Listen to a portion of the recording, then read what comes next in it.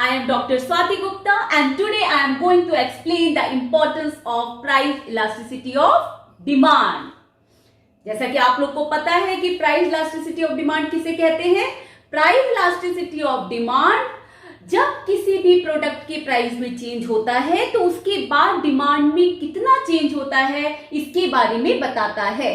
Price elasticity of demand measures the responsiveness to a change in a demand after the change in a price. तो आज हम इसकी importance देखते हैं कि इसकी इंपॉर्टेंस, इसका किस किस जगह पर यूज होता है, इसको किस किस जगह पर अप्लाई किया जाता है। फर्स्ट है प्रोडक्शन प्लानिंग।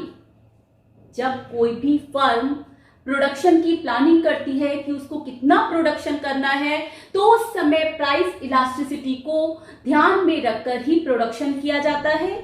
फर्म यदि किसी प्रोडक्ट का प्रोडक्शन कर रहे हैं और उसकी डिमांड इन इलास्टिक है या रिलेटिव इन इलास्टिक है। रिलेटिव इन इलास्टिक में क्या होता है, जब किसी प्रोडक्ट के प्राइस में चेंज होने का क्वांटिटी पर ज्यादा इफेक्ट नहीं पड़ता है, यानी प्राइस में चेंज ज्यादा होते हैं उसकी कंपैरिजन में डिमांड में कम चेंज आते हैं, उस सिचुएशन में फर्म ज्यादा प्रोडक्शन नहीं करेगी, एक लिमिटेड प्रोडक्शन करेगी क्योंकि उसकी डिमांड में ज्यादा वेरिएशन नहीं आएगा। लेकिन यदि प्रोडक्ट की डिमांड इलास्टिक है या रिलेटिव इलास्टिक है या ग्रेटर देन 1 है, उसमें क्या होता है कि प्राइस में थोड़ा सा भी चेंज आने पर डिमांड में बहुत ज्यादा वेरिएशन आने लगता है। उस सिचुएशन में वह डिफरेंट क्वांटिटी को डिटरमाइन करती है कि कब किस प्रोडक्ट की डिमांड ज्यादा है तो उसके अकॉर्डिंग वो पूरा सर्वे करके ज्यादा उसका प्रोडक्शन करेगी and vice versa. Second, help in fixing the price of different goods.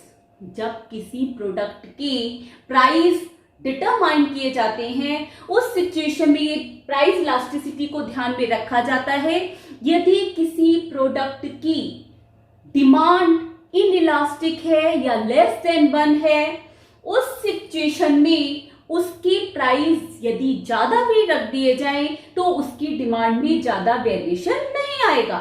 लेकिन यदि किसी प्रोडक्ट की डिमांड मोर देन 1 है, ग्रेटर देन 1 है या रिलेटिव इलास्टिक है तो उस सिचुएशन में प्राइस में यदि थोड़ा सा भी वृद्धि इंक्रीज हो जाता है तो उस सिचुएशन में डिमांड बहुत कम हो जाती है। तो ऐसे सिचुएशन में यदि इनइलास्टिक डिमांड का प्रोडक्ट है तो उसका प्राइस ज्यादा रख दिया जाता है और इलास्टिक डिमांड वाले प्रोडक्ट की कीमत थोड़ी कम रखी जाती है ताकि उसकी डिमांड ज्यादा बढ़ सके। नेक्स्ट है प्राइस डिस्क्रिमिनेशन। जब मोनोपोलिस्ट अपने प्रोडक्ट को डिफरेंट प्लेसेस पर सेल करता है तो उस सिचुएशन में जिस प्लेस पर उसके प्रोडक्ट की डिमांड इलास्टिक है वहां वो क्या करेगा, इलास्टिक डिमांड वाली जगह पर प्रोडक्ट का प्राइस कम रखेगा ताकि उसकी डिमांड बढ़ सके। लेकिन यदि ऐसे प्लेसेस पर वो अपने प्रोडक्ट को बेच रहा है जहां पर उसकी डिमांड कम है या रिलेटिव इन इलास्टिक है या लेस देन कम है, उस सिचुएशन में वो प्राइस यदि थोड़ा बढ़ा भी देता है तो डिमांड में ज्यादा वेरिएशन नहीं आएगा। मान लीजिए हिमाचल प्रदेश है, हिमाचल प्रदेश में यदि शिमला एप्पल्स हैं, उसकी डिमांड वहां पर इन इलास्टिक होती है तो वहां उसकी डिमांड वहां पर इलास्टिक होती है तो वहां पर वह शिमला एप्पल की प्राइस कम रखेगा ताकि डिमांड में ज्यादा वेरिएशन ना आए। लेकिन यदि दिल्ली में वही शिमला एप्पल्स की डिमांड इन इलास्टिक है तो वहां पर वह उसका प्राइस बढ़ा सकता है क्योंकि डिमांड में ज्यादा वेरिएशन नहीं आएगा। नेक्स्ट है fixing the rewards for factors. ये तो आप लोग को पता होगा कि जब प्रोडक्शन किया जाता है तो उसके लिए कई फैक्टर्स यूज किए जाते हैं। आप आगे चलकर पढ़ोगे कि there are 5 factors in production.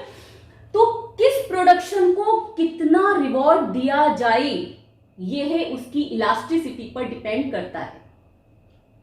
Labour है, लेबर आपको बहुत ज्यादा मिल जाती है तो उसकी डिमांड इलास्टिक होती है जिसकी वजह से उनकी वेजेस कम होती हैं, क्योंकि यदि एक नहीं होगा दूसरा आ जाएगा, दूसरा नहीं होगा तीसरा आ जाएगा, क्योंकि मार्केट में उसकी डिमांड इलास्टिक है। या ग्रेटर देन 1 है, लेकिन वहीं यदि सुपरवाइजर है तो सुपरवाइजर की डिमांड इनइलास्टिक होती है, क्योंकि वो इजीली अवेलेबल नहीं होते हैं और उस सिचुएशन में उनको ज्यादा रिवॉर्ड दिया जाता है या ज्यादा सैलरीज दी जाती हैं। नेक्स्ट है fixing the rate of taxes. जब गवर्नमेंट किसी भी प्रोडक्ट पर टैक्स लगाती है तो उस सिचुएशन में वो यह ध्यान रखती है कि वो प्रोडक्ट इलास्टिसिटी डिमांड का है या इन इलास्टिसिटी डिमांड का है या ग्रेटर देन 1 और लेस देन 1 का है। यदि उस प्रोडक्ट की डिमांड इलास्टिक है तो उस सिचुएशन में उसकी टैक्स कम रखे जाएंगे ताकि उसकी डिमांड पर उसकी प्राइस ज्यादा ना बढ़े और डिमांड पर ज्यादा इफेक्ट ना आए। लेकिन यदि इनइलास्टिक डिमांड का प्रोडक्ट है तो उस पर गवर्नमेंट ज्यादा टैक्स लगा सकती है, क्योंकि ज्यादा टैक्स लगाने पर प्राइस में यदि ज्यादा इंक्रीज हो जाता है तो उस सिचुएशन में भी डिमांड में ज्यादा चेंजेस नहीं आएंगे। सेम शिफ्टिंग ऑफ टैक्सेस है। प्रोड्यूसर कितना टैक्स कंज्यूमर पर डालता है, यह इस बात पर डिपेंड करता है कि वो प्रोडक्ट इलास्टिक है या इनइलास्टिक है। यदि इनइलास्टिक है तो प्रोड्यूसर ज्यादा से ज्यादा उसका भार, ज्यादा से ज्यादा वेट बर्डन कंज्यूमर पे डालता है। लेकिन यदि प्रोडक्ट इलास्टिक है तो उस सिचुएशन में प्रोड्यूसर ज्यादातर बर्डन अपने ऊपर बियर करता है, क्योंकि यदि वो बर्डन कंज्यूमर पर डालेगा तो उसकी प्राइस बढ़ जाएंगे और प्राइस बढ़ने पर डिमांड कम हो जाएगी। तो यदि इनइलास्टिक डिमांड का प्रोडक्ट है तो उस सिचुएशन में प्रोड्यूसर पूरा का पूरा बर्डन या ज्यादातर बर्डन कंज्यूमर पर डालता है। लेकिन यदि इलास्टिक प्रोडक्ट है तो उस सिचुएशन में ज्यादातर बर्डन अपने ऊपर डालता है।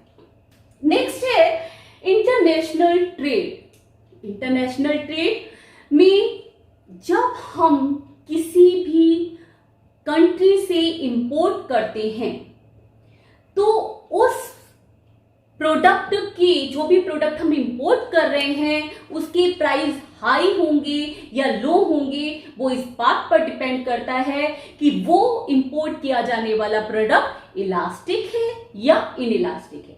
नेक्स्ट है determining the foreign exchange rates.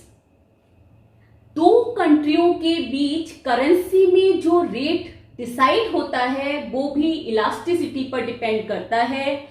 यदि किसी कंट्री की करेंसी की डिमांड इनइलास्टिक है तो उस सिचुएशन में उसकी रेट ज्यादा होगी, उसका एक्सचेंज रेट ज्यादा होगा, और इलास्टिक है तो एक्सचेंज रेट कम होगा। जैसे आप लोग को पता है कि डॉलर की जो डिमांड है हमारी कंट्री में इनइलास्टिक है और उस सिचुएशन में हमें $1 परचेज करने के लिए ज्यादा रुपए खर्च करने पड़ते हैं, क्योंकि यूएस की डॉलर की डिमांड हमारे देश में इनइलास्टिक होती है। Last, poverty in plenty. Poverty in plenty means जब किसी भी चीज का प्रोडक्शन ज्यादा हो जाए और उस सिचुएशन में उसकी डिमांड इनइलास्टिक हो। ये ज्यादातर एग्रीकल्चर में देखने को मिलता है। कई बार आपने देखा होगा कि क्रॉप्स बहुत अच्छी हो जाती हैं, लेकिन उसके बाद भी किसानों को, फार्मर्स को उनका फायदा नहीं मिल पाता है। रीजन क्या है? जो भी एग्रीकल्चर में क्रॉप्स होती है वो पेरिशेबल आइटम्स होती हैं। जैसे यदि व्हीट है, राइस है, उस सिचुएशन में इनकी डिमांड क्या होती है? इनइलास्टिक होती है। तो यदि मार्केट में इसका प्रोडक्शन ज्यादा भी हो गया, यदि इनकी फसलें ज्यादा भी हो गई, उस सिचुएशन में इनकी डिमांड इतनी नहीं बढ़ेगी। यदि आप किसी भी चीज की इलास्टिक है और उस सिचुएशन में यदि प्रोडक्शन ज्यादा है तो ठीक है, आप प्राइस कम करके उसकी डिमांड बढ़ा सकते हो।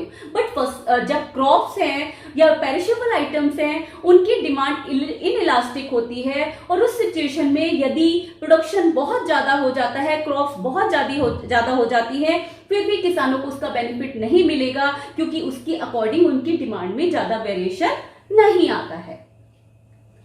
Now hope so price elasticity of demands की क्या इंपॉर्टेंस है या इनको किन किन जगहों पर यूज किया जाता है, ये आप लोगों को क्लियर हो गया होगा।